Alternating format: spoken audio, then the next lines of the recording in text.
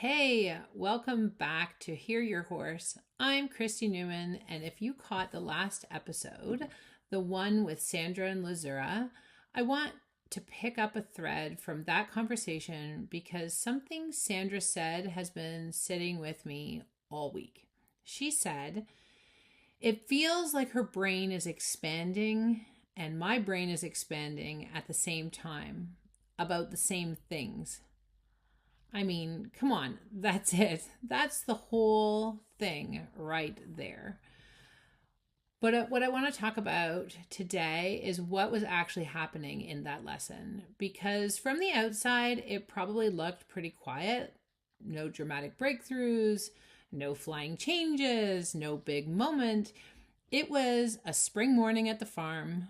The footing outside was frozen, muddy, stabby, which if you're in Ontario, you know exactly what I'm talking about.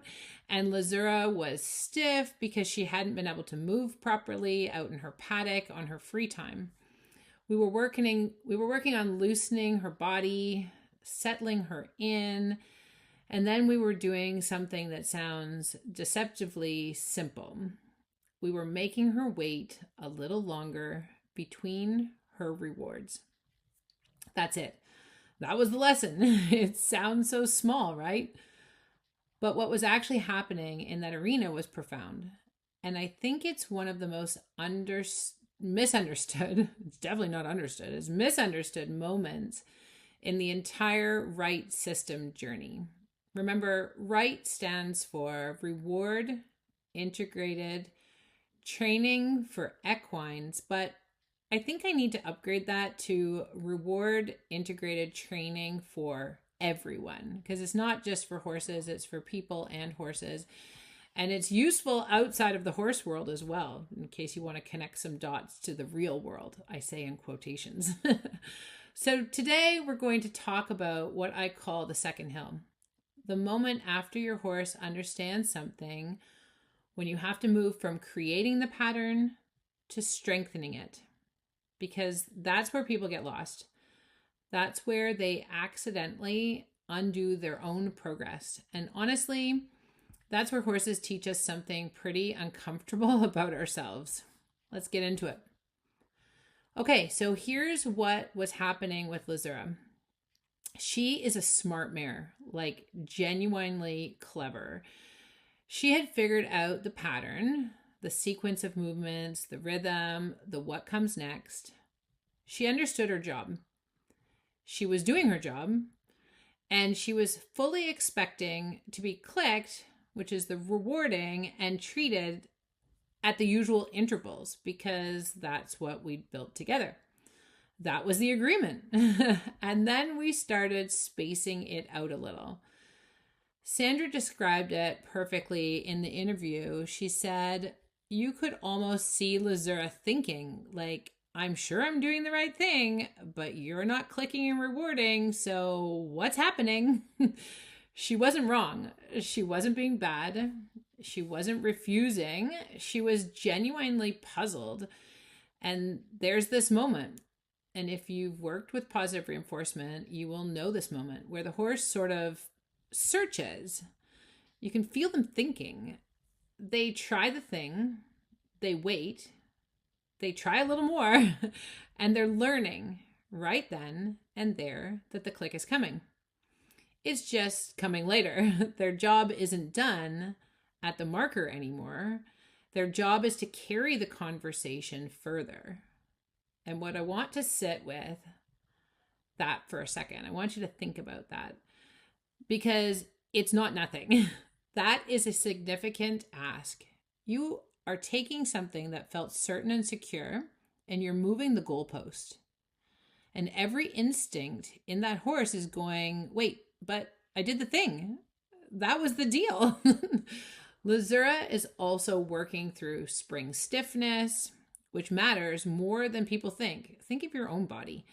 Her body is less comfortable than it was because it can't move on her free time in her paddock like usual with this stabby footing. It's just been not nice, the footing. She hasn't been able to stretch out and move freely the way she normally would. So she's coming into the lesson carrying tension that she didn't put there.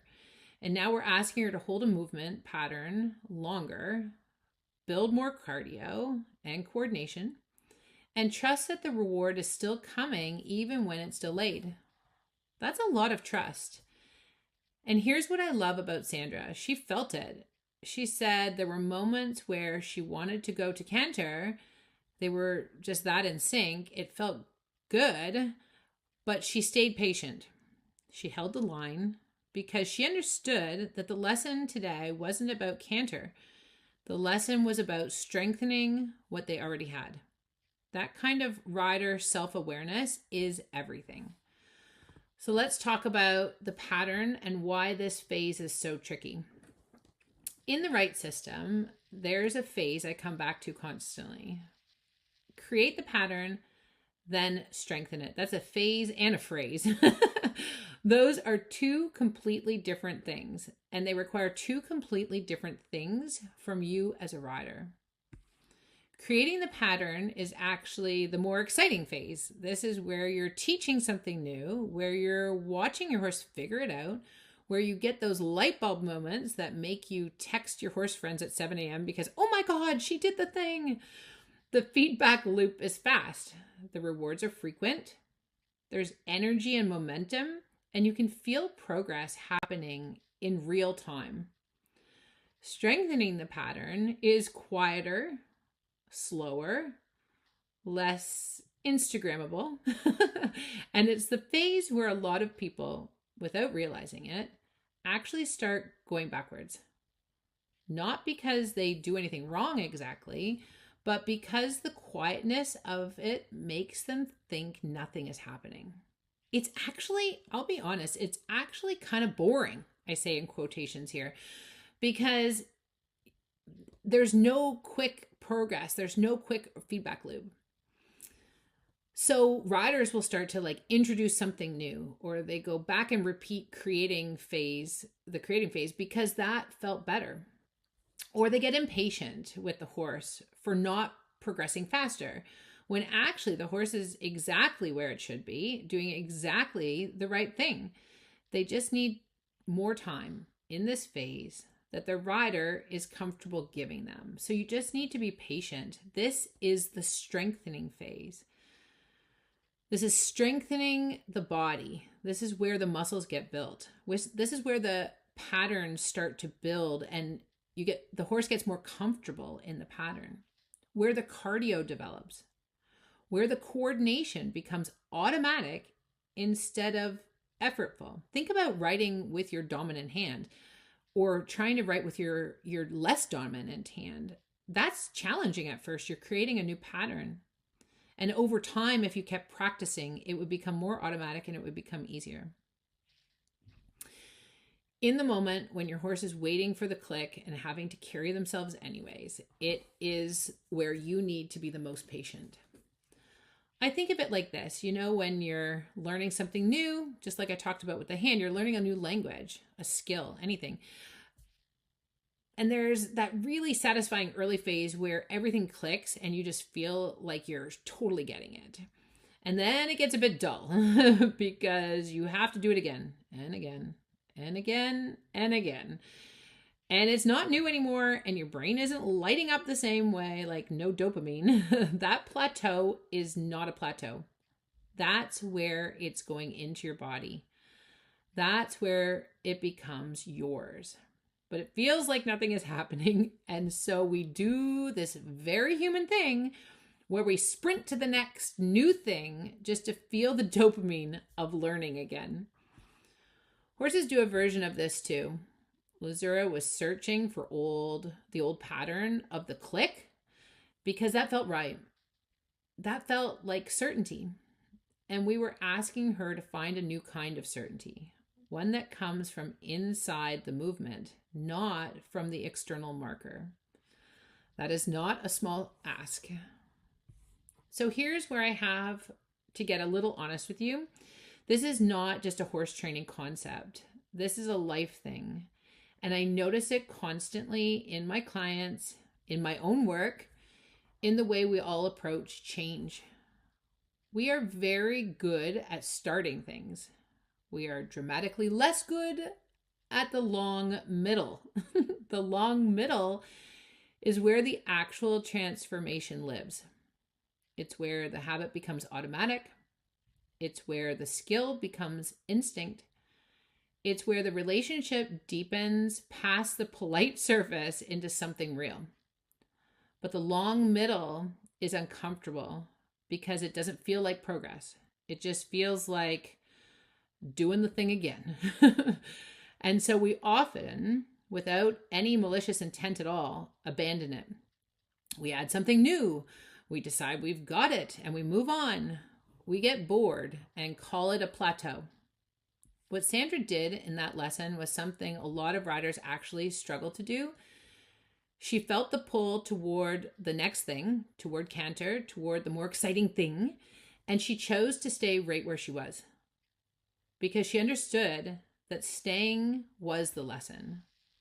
The reward was in the strengthening, not in the advancing in that moment. That takes a certain kind of maturity that I think horses genuinely help us develop because they will always tell you the truth about where you are. They can't be impressed by your ambition.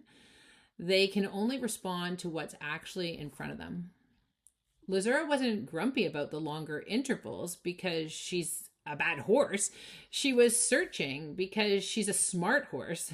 And that search, that moment of, wait, I know this, but it's different now, is exactly where the growth happens for her and for Sandra.